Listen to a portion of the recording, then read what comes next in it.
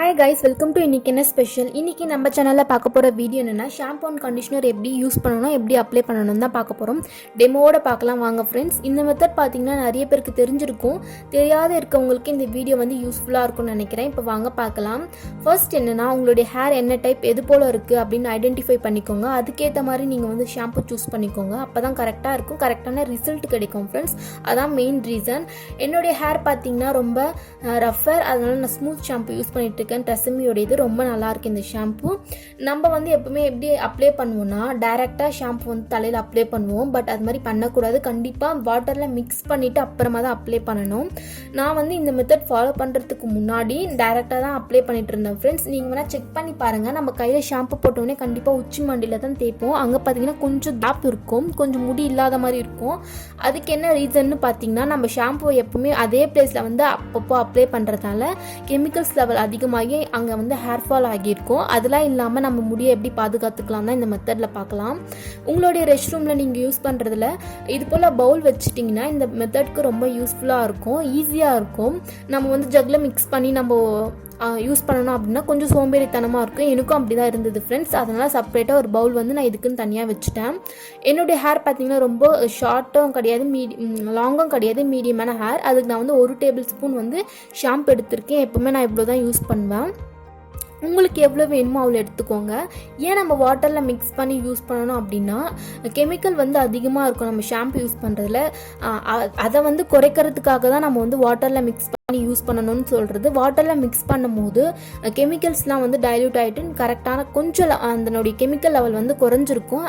நம்மளுடைய ஹேர் வந்து கொஞ்சம் பாதுகாத்துக்கிறதுக்காக நம்ம இந்த மெத்தட் யூஸ் பண்ணுறோம். நல்லா மிக்ஸ் பண்ணிக்கலாம். இன்னொன்று பார்த்தீங்கன்னா நீங்கள் ஹேர் வாஷ் பண்ணுறதுக்கு முன்னாடி கண்டிப்பாக நீங்கள் என்ன ஹேர் ஆயில் யூஸ் பண்ணுறீங்களோ உங்களுக்கு எது செட் ஆகிருக்குன்னு பார்த்து அதை வந்து அப்ளை பண்ணிவிட்டு ஒரு 30 மினிட்ஸ் கழித்து நீங்கள் வாஷ் பண்ணுங்கள். அப்போ தான் கரெக்டாக ரிசல்ட் இருக்கும். நல்லா நம்ம வந்து முடி பார்த்திங்கன்னா கொஞ்சம் ஷைனிங்காக சில்கியாக இருக்க மாதிரி இருக்கும். நான் வந்து ஒரு வீடியோ போட்டிருக்கேன் ஃப்ரெண்ட்ஸ், ஹேர் ஆயில் மாஸ்க் அப்படின்னு சொல்லிட்டு ஹேர் ஃபாலுக்கு. நீங்கள் வேணுன்றவங்களுக்கு டிஸ்கிரிப்ஷனில் லிங்க் கொடுக்குறேன், பார்த்துக்கோங்க. இப்போ நல்லா மிக்ஸ் பண்ணியாச்சு. டெமோவில் பார்க்கலாம். இதில் நீங்கள் நினைக்கலாம் இதில் அழுக்கு போகுமா, இவ்வளோ தண்ணி சேர்த்துருக்குமே அப்படின்னு சொல்லிட்டு. நான் இதில் டெமோவில் பண்ணி காட்டுறேன் பாருங்கள்.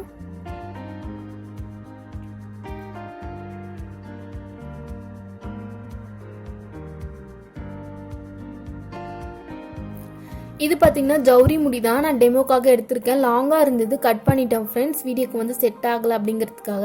நம்ம மிக்ஸ் பண்ணி வச்சுருக்கேன் இந்த இதுவும் எடுத்துக்கலாம். நான் இதில் எந்த திருப்பியும் நான் வந்து ஷாம்புலாம் சேர்க்கல. எடுத்துருக்க ஷாம்பு அப்போ காமிச்சது மட்டும்தான். எப்போவுமே வாஷ் பண்ணும்போது மைல்டாக ஸ்ட்ரைட்டாக நீங்கள் வந்து வாஷ் பண்ணணும். போட்டு தேய்க்கக்கூடாது. ஃபர்ஸ்ட்டு பார்த்தீங்கன்னா அதுதான் தேய்க்கக்கூடாது ஃப்ரெண்ட்ஸ். ரொம்ப ஹார்ஷாக நீங்கள் தேய்ச்சிங்கன்னா முடி வந்து உடஞ்சி போயிடும். அப்படின்னா எப்படின்னா வளைஞ்சு இருக்கும் முடி. நீங்கள் குளிச்சு முடிச்சு பார்த்தீங்கன்னா நல்லா மைல்டாக இது போல் நான் பண்ணுற மாதிரி மைல்டாக நீங்கள் வந்து வாஷ் பண்ணணும் பாருங்கள்.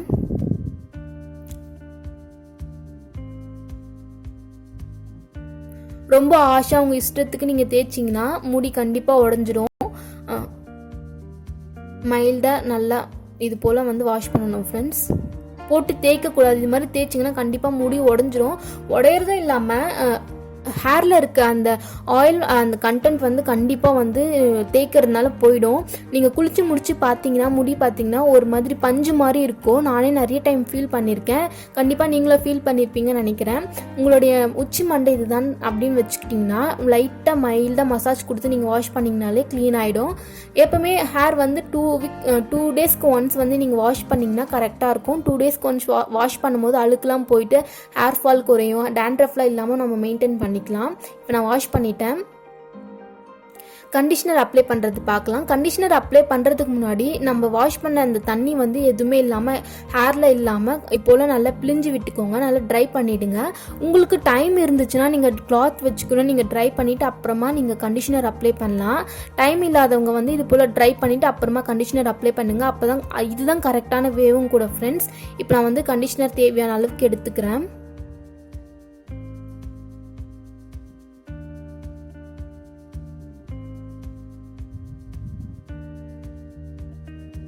இதில் ஒரு 2 to 3 டாப்ஸ் தண்ணி போட்டுட்டு நல்லா உங்கள் கையில் எல்லாமே படுற மாதிரி அப்ளை பண்ணிவிட்டு அப்புறமா நம்ம ஹேரில் அப்ளை பண்ணலாம். கண்டிஷ்னர் அப்ளை பண்ணும்போது ஸ்ட்ரைட் ஃபார்வர்டில் அப்ளை பண்ணுங்கள். கண்டிஷ்னர் அப்ளை பண்ணிவிட்டு கண்டிப்பாக தேய்க்கக்கூடாது ஃப்ரெண்ட்ஸ். தேய்ச்சிங்கன்னா அதனுடைய ரிசல்ட்டே இல்லாமல் இருக்கும். நீங்கள் என்ன தான் நீங்கள் ஸ்ட்ரைட்டு ஸ்மூத் கண்டிஷ்னர்லாம் யூஸ் பண்ணால் கூட ரிசல்ட் இருக்காது. நல்லா இது போல் நீட்டி நீங்கள் கண்டிஷ்னர் வந்து அப்ளை பண்ணிக்கணும்.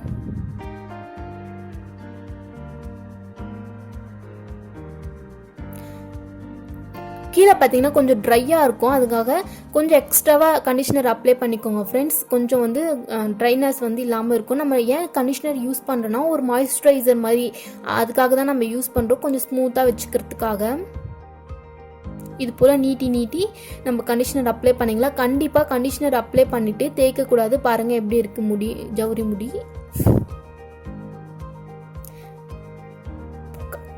இது போல் தேய்க்காதீங்க. நீங்கள் கண்டிஷ்னர் அப்ளை பண்ணிவிட்டு தேய்ச்சிங்கன்னா கண்டிப்பாக ரிசல்ட் இருக்காது.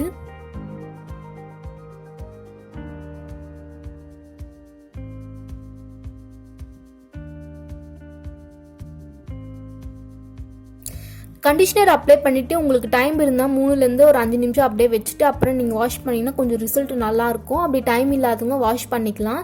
வாஷ் பண்ணும்போது மைல்டாக வாஷ் பண்ணிக்கோங்க, தேய்ச்சி வாஷ் பண்ணாதீங்க. கண்டிஷ்னர் அப்ளை பண்ணி முடிச்சுட்டு உங்களுக்கு வந்து டைம் இருந்துச்சுன்னா ஏர் சீரம் கூட நீங்கள் அப்ளை பண்ணிக்கிட்டா ஸ்மூத்தாக இருக்கும். உங்களுக்கு நீங்கள் என்ன பண்ணுவீங்களோ அடுத்தது நீங்கள் பண்ணிக்கலாம். அவ்வளோதான் ஃப்ரெண்ட்ஸ். இந்த வீடியோ வந்து உங்களுக்கு யூஸ்ஃபுல்லாக இருந்திருக்கும்னு நினைக்கிறேன். உங்களுக்கு என்ன மாதிரி வீடியோஸ் வேணும், என்ன மாதிரி எதிர்பார்க்குறீங்க அப்படின்னு சொல்லிட்டு கமெண்ட்ஸில் சொல்லுங்கள். அப்போ தான் எனக்கு தெரியும் ஃப்ரெண்ட்ஸ். என்னுடைய வீடியோஸ்லாம் பிடிச்சிருந்தா என்னோடய சேனலுக்கு சப்ஸ்கிரைப் பண்ணுங்கள். சப்ஸ்கிரைப் பண்ணாதுங்க. தேங்க்யூ. இது போல் இன்னொரு இன்ட்ரெஸ்டிங்கான வீடியோவில் சந்திக்கலாம்.